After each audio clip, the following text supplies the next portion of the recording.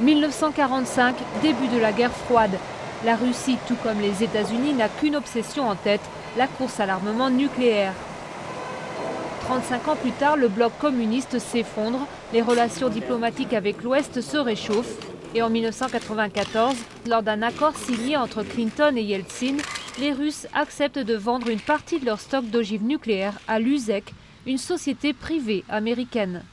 Nous importons de Russie les matériaux nucléaires après que l'uranium hautement enrichi qui sert pour les bombes a été converti en uranium un peu moins enrichi qui, lui, peut être utilisé pour générer de l'électricité.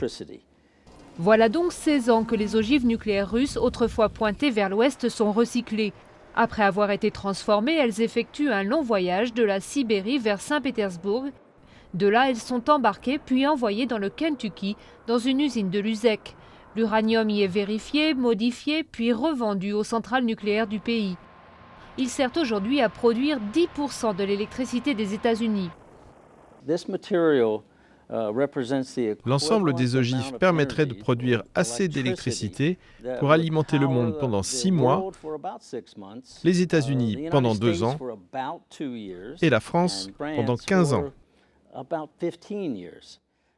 Selon Philippe Souel, ce programme appelé de mégatonnes à mégawatts est aujourd'hui un des plus efficaces en matière de non-prolifération nucléaire. Nous allons détruire 20 000 têtes nucléaires.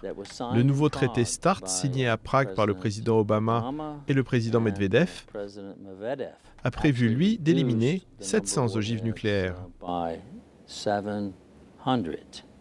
L'accord de mégatonnes à mégawatts se termine en 2014.